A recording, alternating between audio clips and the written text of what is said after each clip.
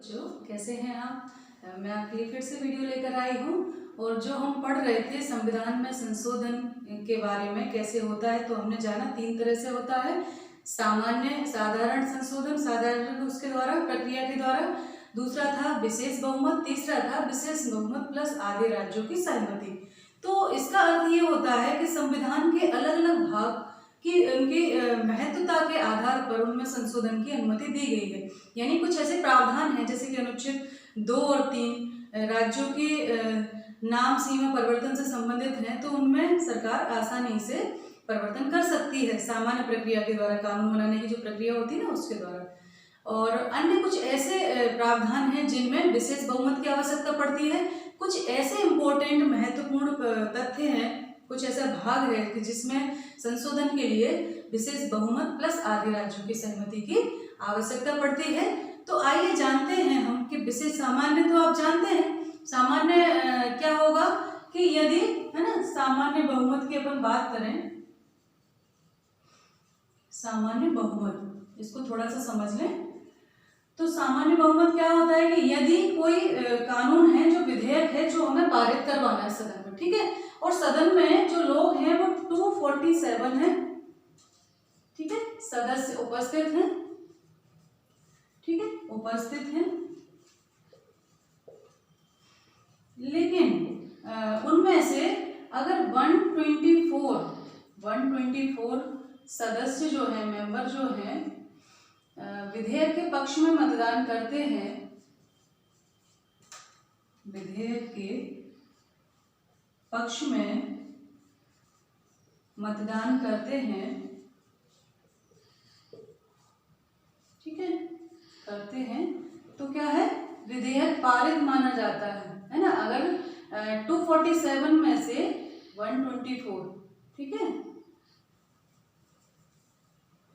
तो विधेयक क्या होता है, पारित समझा जाता है ना, समझा जाता है।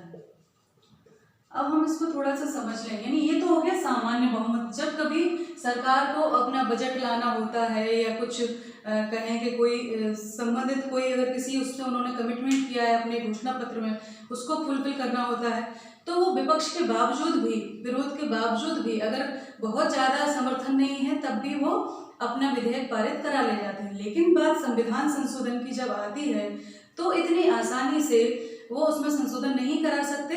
उसका कारण ये था कि संविधान निर्माता जो थे उनके दिमाग में ये था कि लोग इसको मजाक भी न समझ लें और अपने राजनीतिक फायदे के लिए समय समय पर इससे छेड़खानी नहीं की जानी चाहिए। इसी को दृष्टिगत रखते हुए दूसरा, विपक्ष का भी उन्होंने महत्व इसमें रखा है कि आप ठीक है अपने आम काम, जनजीवन के काम के लिए, ठीक है, जरूरी नहीं है कि सारा सबका बहुत अधिक समर्थन लें, जो 50+1 पे हो जाता है, लेकिन जब बात कुछ आवश्यक महत्वपूर्ण उसकी संशोधनों की हो तो फिर आपको इन सबका विश्वास लेकर चलना आवश्यक है। इसमें सभी विधायकों या सभी सांसदों के महत्व को भी ध्यान में रखकर ये निर्णय लिए गए होंगे। तो ये तो हमारा सामान्य था, ठीक है। अब हम देखते हैं कि विशेष बहुमत क्या होता है। जब हमने सामान्य बहुमत समझ लिया तो अब हम विशेष बहुमत समझेंगे, ठीक है, कि विशेष बहुमत क्या होता है। तो विशेष बहुमत को हम ऐसे समझ लें कि यदि लोकसभा में, यहाँ ऐसे समझें, यदि क्या है लोकसभा में, यही मेंबरशिप है, लोकसभा में 545 सांसद हैं, ठीक है, 545 में से इनको कितना चाहिए रहता है, किसी भी विधेयक का समर्थन करने के लिए, किसी भी संशोधन विधेयक का समर्थन करने के लिए 273 की आवश्यकता होती है। तो किसी भी संशोधन विधेयक के लिए, विधेयक के लिए कितने चाहिए रहेंगे, 273, है ना, 273 सदस्यों के समर्थन की आवश्यकता होती है, सदस्यों के समर्थन की आवश्यकता होती है।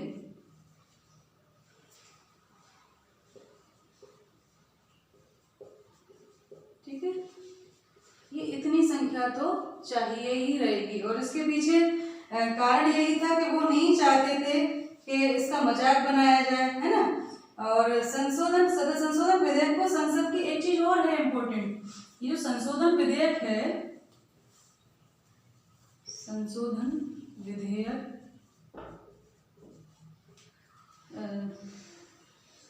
दोनों सदनों में स्वतंत्र रूप से पारित होना चाहिए, स्वतंत्र रूप से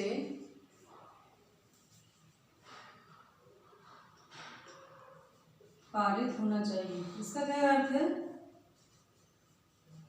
होना चाहिए। इसका अर्थ है, एक और चीज याद रखें कि संशोधन विधेयक पर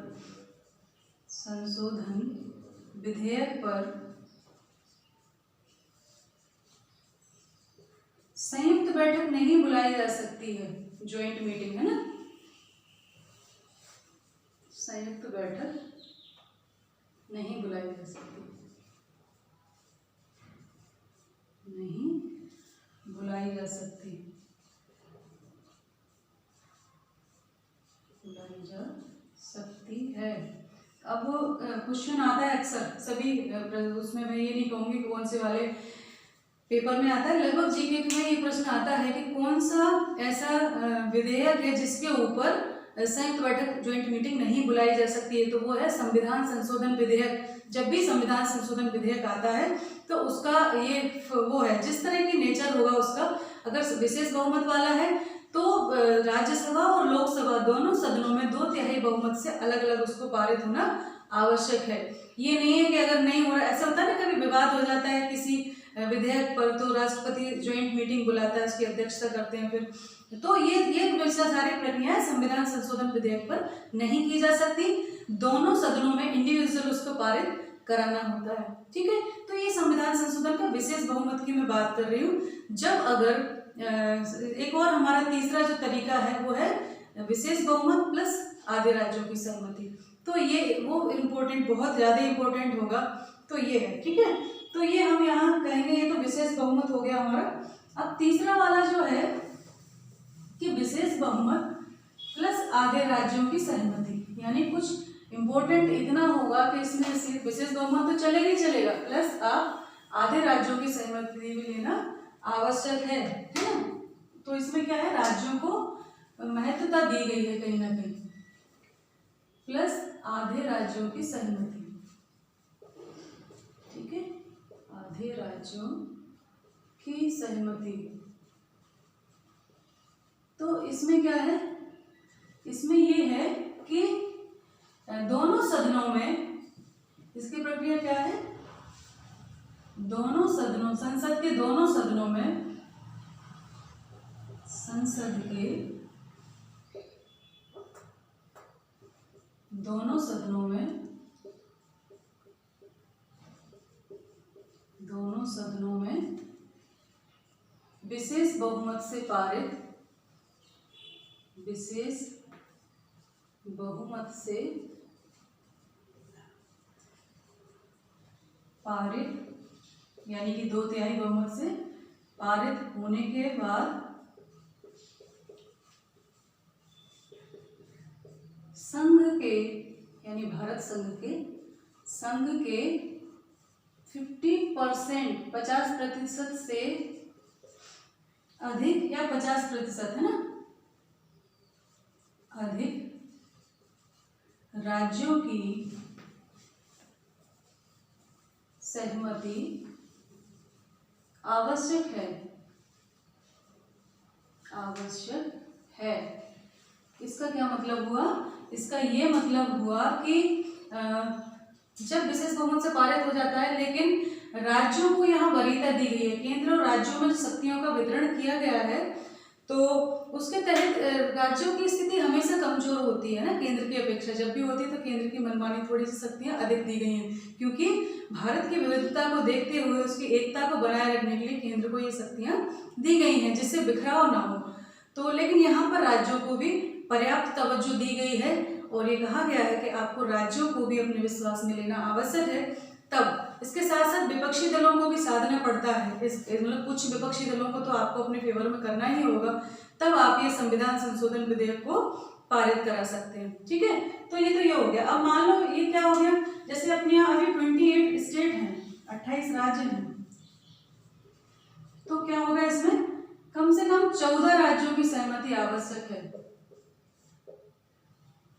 तो 14 राज्यों की सहमति या समर्थन, हम कहें समर्थन आवश्यक है। अब लोग कहेंगे कि भाई ये तो बड़ा ही पेचीदा मामला है कि इतने छठक्रम कौन करे, ऐसे तो कभी हो ही नहीं पाएगा, कभी कोई क्यों सहमत होगा, विपक्ष टांग अड़ाएगा, है ना। कई राज्यों में दूसरे दलों की सरकार होती है तो वो परेशान करेंगे। ठीक है, पर इतना भी अधिक नहीं, सिर्फ इन आधे राज्यों की सहमति मांगी है, लेकिन उन आधे राज्यों की जो विधायिका हैं, उन राज्यों की विधायिकाओं द्वारा या विधानमंडलों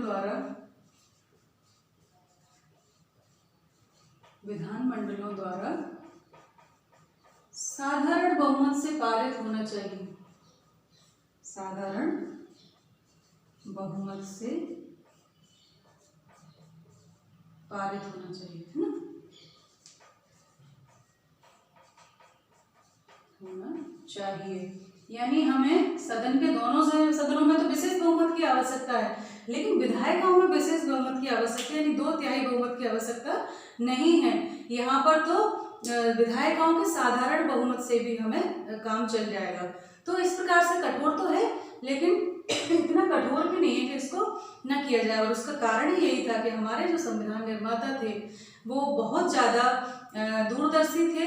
उनका ये विचार था कि भाई ऐसा नहीं हो कि इसको खेल खेल में कुछ भी करते रहो, कभी भी कोई भी इसको परिवर्तन कर दे, है ना, कठपुतली नहीं होना चाहिए। तो इसमें कहा गया कि अगर संविधान संशोधन लागू भी हो जाए तो जब तक आधे राज्यों के द्वारा अनुमोदन प्राप्त ना हो जाए तब तक वो प्रभावी नहीं होगा, है। जैसे कि दोनों सदनों में उन्होंने पारित करा लिया, राष्ट्रपति के हस्ताक्षर भी हो गए, लेकिन इसमें ये कहा गया है कि संशोधन केवल आधे राज्यों के अनुमोदन के लिए आवश्यक है ना। तो जब तक इनका समर्थन प्राप्त नहीं होगा, जब तक आधे राज्यों की सहमति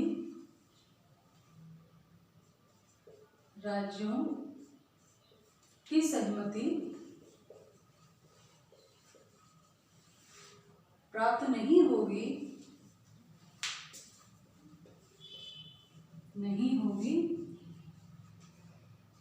तब तक संशोधन प्रभावी नहीं माना जाएगा। ठीक है, नहीं माना जाएगा।